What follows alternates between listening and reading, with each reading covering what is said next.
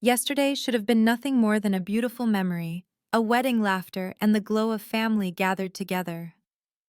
My younger brother Ted had finally married the woman he loved, and I had flown in with my boyfriend Ian to be part of the celebration.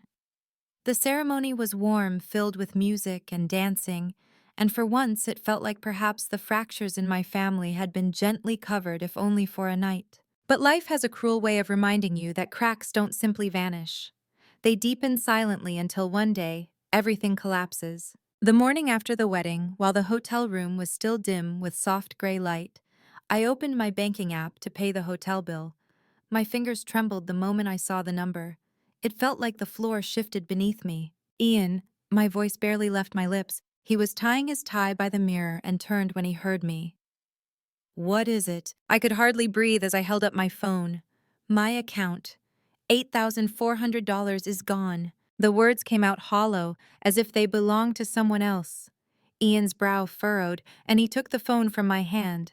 His lawyer's mind clicked into place immediately as he scrolled through my transaction history. There they were, a string of unfamiliar transfers, each one like a knife sliding quietly under my ribs. $2,000 toward a credit card payment under my sister Amelia's name, $4,000 to an account belonging to her husband Nicholas, $2,400 to my mother. It had all been done the night before, while I was in the shower. The room spun and I felt as though the air had been pulled from my lungs. I hadn't authorized anything. I hadn't even touched my phone. How could this happen? Oh, someone accessed your account, Ian said, his voice low, sharp with restrained anger. Anna, this isn't a mistake, this is theft. The word rang in my ears, theft, from my own family. As if on cue, my phone buzzed in my hand. My mother's name flashed across the screen. My stomach twisted as I answered. Anna, she said warmly, her voice casual, almost cheerful. Thank you for yesterday. Ted was really happy. For a moment, I couldn't even form words. My hands shook, my heart raced, but I forced myself to speak. Mom, I need to ask you something. Several $1,000s were transferred from my account yesterday. Do you know anything about that? There was a pause. Then she laughed as if I'd asked the silliest question. Oh, that. It was actually less than I expected. Her words sliced through me. Less than she expected. What do you mean? My voice cracked. Amelia said, so she replied lightly. She saw your account had more money than she thought, so we decided to split it. Nicholas said you always have money, but no real use for it. Just think of it as a wedding gift for Ted. My throat tightened, my own mother justifying what they had done as though it was generosity on my part. Ian leaned closer, his jaw clenched. I put the call on speaker. Mom, that's theft, I whispered, my voice trembling. Oh, don't be so dramatic, she chided. We're family. You always think only about yourself. You're single. You make good money. Of course you should help your family. Ian's voice cut in firm and controlled. Hello, I'm Anna's boyfriend. What you've done is illegal. Withdrawing money from her account without her permission is a crime. My mother's tone hardened. Oh, the lawyer. Stay out of family matters, will you? Then with the sound of a sigh, she passed the blame like a baton. Ask Amelia. She did it. And with that, she hung up. The silence after was deafening. My hands were ice cold, my chest hollow. I had known my family took advantage of me before, but this was different. This was deliberate, calculated. We're going to your parents' house, I said finally. My voice steady despite the storm raging inside me. 30 minutes later, we stood at their front door. Ian placed a hand on my shoulder before I knocked. Stay calm, he murmured. Don't let them drag you down. But calm was slipping further and further away. My father opened the door, newspaper still in hand. Oh, Anna, I thought you were leaving already. His tone was flat, as though my presence were nothing more than an inconvenience. I walked straight past him into the living room. Amelia, Nicholas, and my mother sat there mid-conversation. Their words died the moment I entered. Nicholas's smug smile remained, though, as though he'd been waiting for this confrontation. How did you access my account? I demanded, my voice shaking. Amelia shrugged as if she'd borrowed a sweater without asking. In the hotel room while you were in the shower. Your password was easy. You always use the same one. Her nonchalance made my stomach twist. Why, my voice was hoarse. Nicholas leaned back on the sofa, spreading his arms like a king addressing a servant. Why? Because we needed the money. You live alone, living a luxurious life, but we have children to raise. It's only fair. Fair. He had the audacity to call it fair. Don't try to justify stealing, I snapped. My mother raised her hand gently as if to calm me. Anna, don't make this a big deal. We're family. Families lend and borrow. It's natural. I stared at her, at all of them, my mind replaying years of moments when I had given in. Harry's birthday list with gifts over $300 each. Margaret's game console. Each time I had hesitated, they reminded me I was single childless and therefore obligated. They called me selfish if I resisted, and I gave in. Again and again. Now I saw it for what it was, not love, not family, but exploitation. I want it back, I said firmly, my hands trembling. Every cent now. Nicholas laughed. That's impossible. It's already gone. We used it for Ted's wedding to pay off some debts and a little shopping. Shopping, my voice cracked. Amelia smiled thinly. The smartwatch Nicholas wanted. The same one you were flaunting. My vision blurred with rage. That watch wasn't flaunting, it was a gift from Ian to celebrate my promotion, a symbol of pride and love, and they had twisted even that into poison. Ian stepped forward, his voice sharp. This is theft. No matter how you dress it up, this is a crime. My father lowered his newspaper, at last, his eyes cold. Young lawyer, don't be dramatic. Don't bring the law into family matters. I froze. These were my parents, my sister, the people I had grown up loving and trusting. Yet here they were, dismissing me, erasing me, reducing me to nothing but an ATM. Ian touched my shoulder gently. Anna, let's go. There's no point staying. As we walked towards the door, Amelia's voice followed me, dripping with entitlement. Don't be so mad. With your salary, you'll make it back in no time. We needed it more than you. I turned once, saw no trace of guilt on her face, only conviction. Goodbye, I said coldly. Don't ever contact me again. When I slid into the driver's seat of our car, the tears came hot and uncontrollable. My chest heaved as I leaned against the steering wheel. How can a family be this cruel, I whispered. Ian rubbed my back softly. Anna, I wasn't joking earlier. This really is a crime. What they did is theft. If a stranger stole $8,400 from your account, you'd go straight to the police. Why should it be different because they're family? His words echoed inside me, unraveling the guilt that had been tied to my ribs for years. That night, I lay awake, staring at the ceiling. The memories of every sacrifice, every dollar spent, every time I silenced myself in the name of family, played like a cruel montage. And for the first time, I saw the truth with terrifying clarity. I had never been loved for who I was. I had only been useful. The days after that confrontation blurred into one another, each one soaked with disbelief. I went through the motions, waking up, going to work, smiling at colleagues, but inside I was unraveling. At night I stared at my bank account as though the numbers themselves mocked me. $8 or $400 gone, erased, as if my years of labor meant nothing. But the money wasn't the worst part. It was the truth it revealed. My family didn't just use me, they saw me as a resource, a wallet that never said no. The love I thought I'd been giving had been nothing but transactions. Ian was patient. He sat with me at night, his hand warm in mine, his voice steady as he repeated the same words. You don't have to carry this alone. We'll take action. You're not powerless. Yet part of me recoiled. They were my family. Could I really drag them into court, make their betrayal public? The thought was like pressing a blade against my own chest. Then came the call that shifted everything. It was Margaret, my cousin. She sounded nervous, her voice trembling, as if she feared being overheard. Anna, I shouldn't be telling you this, but you need to know. This wasn't just about Ted's wedding. Amelia and Nicholas have been planning this for months. They went through your bag when you stayed over last Thanksgiving. They memorized your phone passcode. Mom overheard them bragging about it, but she didn't say anything because, well, you know how she is. I gripped the phone so tightly my knuckles whitened. They planned it since last year. Yes, she whispered. And there's more. Your parents knew. They didn't stop it. They thought you could afford it. The silence that followed was heavier than any scream. That night, Ian found me sitting in the dark, phone clutched in my hand. What did she say? He asked gently. I told him everything. His jaw tightened, his eyes cold.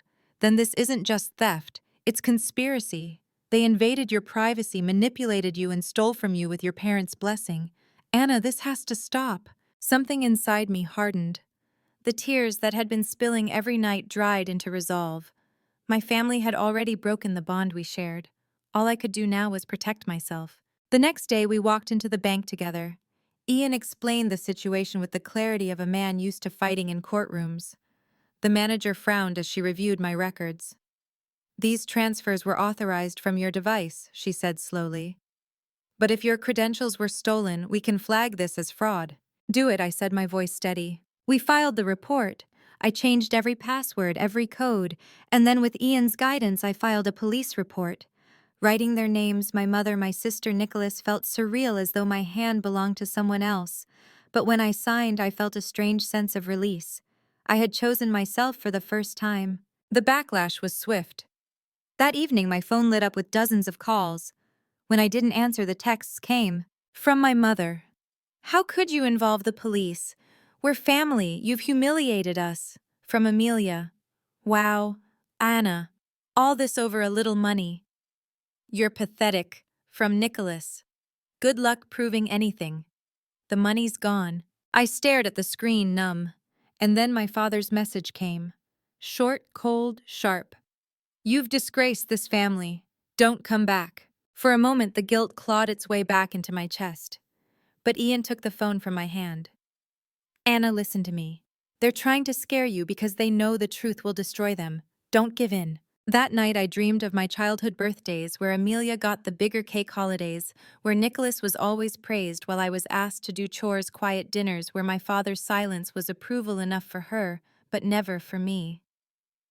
I realized something that made my stomach twist. This betrayal hadn't started yesterday. It had been there all along, growing like mold in the corners of my family. I had just refused to see it. A week later, the police called. "We've reviewed the transactions," the officer said. "The evidence is strong. Since they admitted to accessing your account, this is a clear case of unauthorized use. We'll proceed with charges." I hung up, my heart pounding. It was real now, no turning back. Word spread quickly. Relatives called, not to comfort me, but to scold. "Anna, they're your family. Drop the charges. Money can be earned back. Blood cannot. Think of Ted's reputation. He just got married." Every voice tried to guilt me into silence, but for the first time, I didn't bend. I remembered Amelia's smug smile, Nicholas's laugh, my mother's dismissive tone.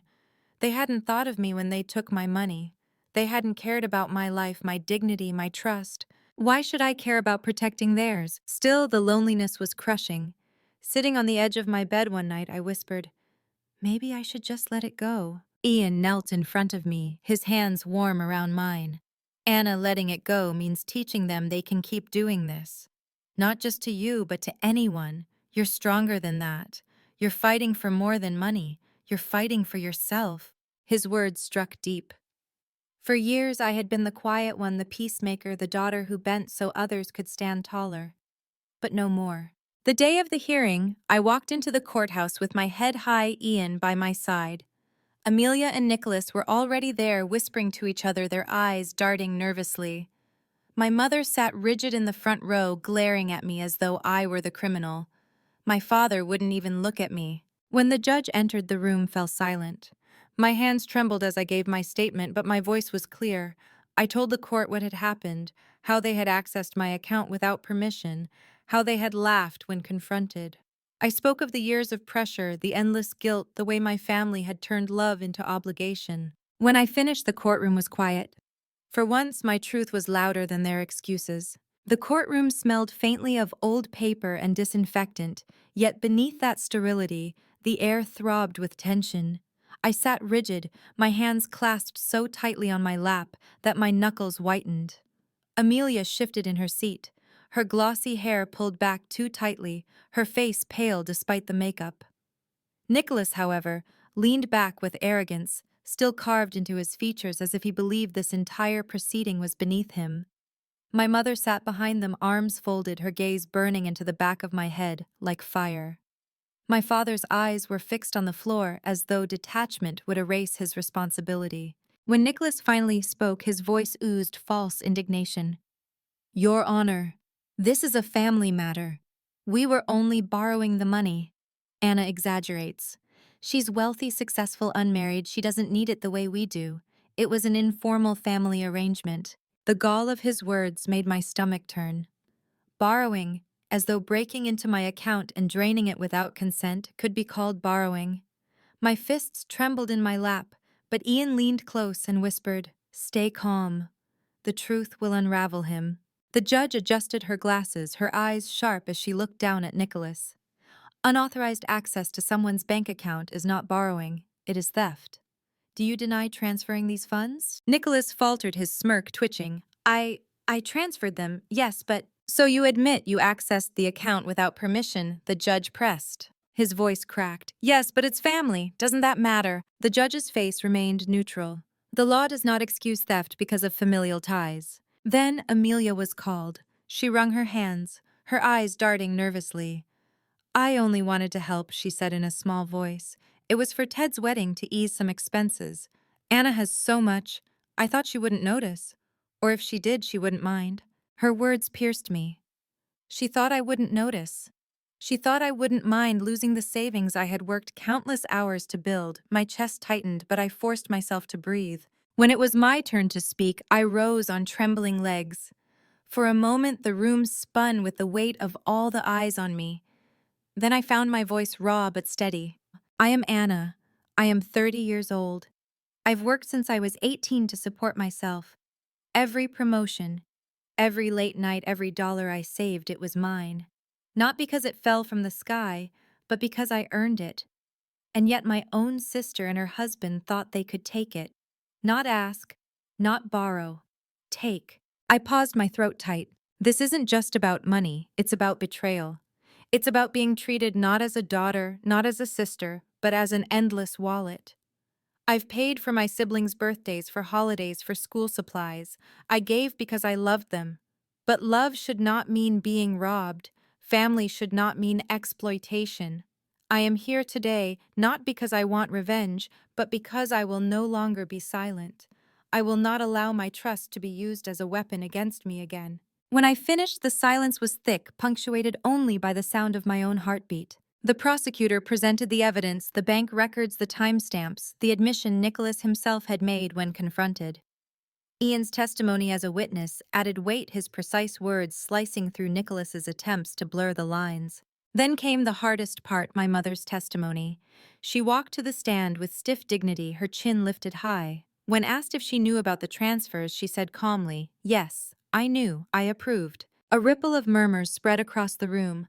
My stomach dropped, but I kept my gaze steady. Why, the prosecutor asked. Because Anna is selfish, my mother declared, her voice unwavering. She hoards her money while her family struggles. She's single with no children. What does she need it for?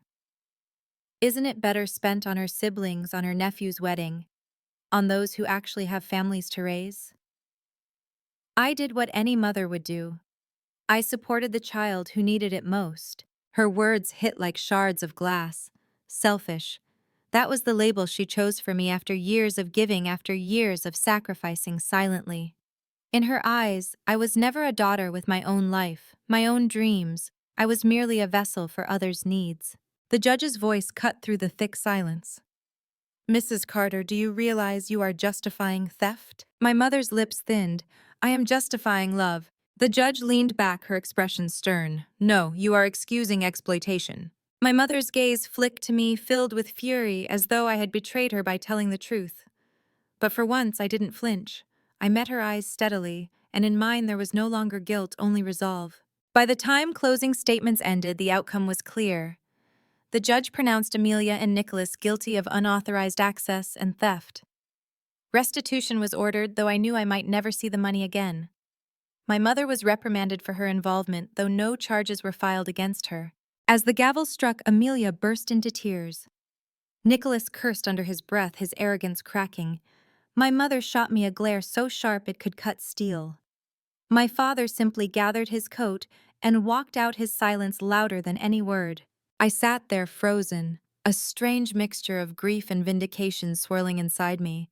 I hadn't won back the money, not really. What I had won was the right to stand, the right to say no. Afterward, as Ian and I stepped into the cool evening air, he wrapped his arm around me.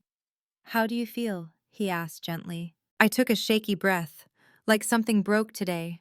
But maybe that's what needed to happen. He squeezed my shoulder. Sometimes things have to break before you can build something stronger. I looked up at the darkening sky, my heart aching but strangely lighter. For the first time in my life, I felt free of the invisible chains that had bound me to their demands. Still, I knew this was not the end. Family ties don't vanish with a verdict. They linger frayed and raw in the heart. The question was, what would I do with them now? In the weeks that followed the verdict, the silence from my family was louder than any argument we had ever had. My phone, once buzzing constantly with requests, demands, and guilt-laced reminders, was eerily still. No more Anna, can you cover this bill? No more Anna, your sister's child needs new shoes. No more Anna, we're family, you'll understand. At first, that silence felt like exile, a punishment. I would wake in the middle of the night and instinctively check my phone, half expecting a message from my mother scolding me, shaming me, or perhaps softening with some plea for reconciliation. But the screen remained black. And slowly I realized something: the silence wasn't punishment, it was freedom. I poured myself into work. My office became my sanctuary, a place where my effort was seen, respected, rewarded, not stolen. I stayed late sketching out ideas, refining projects, feeling the thrill of accomplishment without the looming shadow of someone waiting to take from me. My colleagues noticed the change. One even said, "Anna, you seem lighter these days." I smiled, though a part of me still carried the ache of loss. Because despite everything, I did grieve, not for the money, but for the illusion of family I had clung to for so long. I missed the idea of having a mother who protected me, a sister who celebrated me, a father who defended me. Letting go of that dream was like mourning a loved one, someone who had never truly existed. Ian never left my side. On evenings when grief felt too heavy, he sat with me in quiet understanding, never pushing, never rushing. Sometimes he would take my hand and simply say, "You chose yourself, Anna. That matters." But life has a way of testing resolve. One rainy afternoon, I received an email from Amelia. The subject line was "Plain Help." I stared at it for a long time before opening it. Her message was frantic. Nicholas had left her, drained what little money they had left, and disappeared. She was drowning in debt, harassed by creditors, abandoned by the man she had defended even as he stole from me. "I know I don't deserve your forgiveness," she wrote. "But please, Anna, I'm desperate. I don't know who else to turn to." My chest tightened. Part of me wanted to delete the message, to let her sit in the ruins she had chosen. But another part, the part that still remembered braiding her hair when we were children, still remembered her clinging to me during thunderstorms, hesitated. That night, I showed Ian the email. He read it carefully, then looked at me. "What do you want to do?" I didn't answer right away. My heart was at war. She had betrayed me, laughed at me, stolen from me. Yet now she was broken alone, cast aside by the very man she had chosen over me. Wasn't this karma? Wasn't this the universe showing her the cost of betrayal? And yet, did I want to be the kind of person who turned away completely? The next morning I replied. My message was short, firm, but not cruel. "Amelia, I cannot give you money, but I will give you information for a debt relief agency and a counselor who can help you rebuild. That is all I can do." Her response came hours later. "Thank you, I understand." No begging, no anger, just quiet acceptance. It wasn't reconciliation, not yet, but it was something. Months passed. My mother's silence never broke. My father, too, remained distant. But one day, Margaret, the cousin who had first warned me, called. "Anna, I just wanted you to know. People are starting to see the truth. About Amelia, about Nicholas, about your parents. You're not the villain they tried to make you out to be. You're stronger than all of them." Her words warmed me in a way I hadn't expected. Seasons changed, and with them so did I. I no longer looked at my bank account with dread. I no longer flinched when my phone buzzed. The weight of years of silent exploitation had lifted, replaced by something sturdier: self-respect. And then one evening, Ian surprised me. We were walking along the river, the city lights flickering on the water, when he stopped, took my hands and said, "Anna, you've been through storms I can barely imagine, but you've come out stronger, braver, more radiant than ever. I don't want to just stand beside you in courtrooms and dark nights. I want to stand beside you for the rest of my life." He pulled out a small velvet box, opening it to reveal a simple, elegant ring. My breath caught. Tears filled my eyes. For so long, love had felt conditional, given only when I provided, sacrificed, yielded.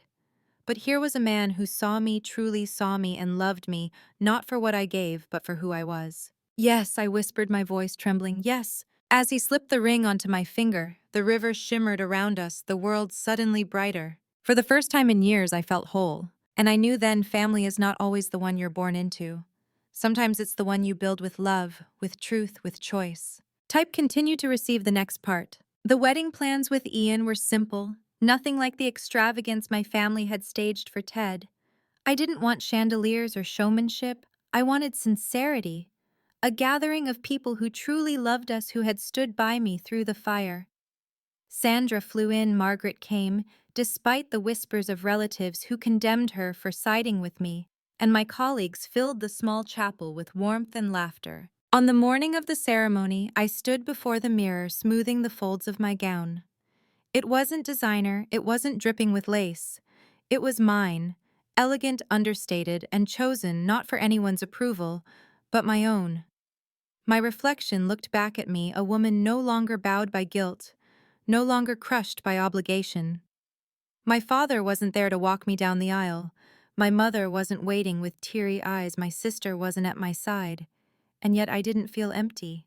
I felt lighter. When the music began and Ian turned to see me walking toward him, his eyes filled with tears.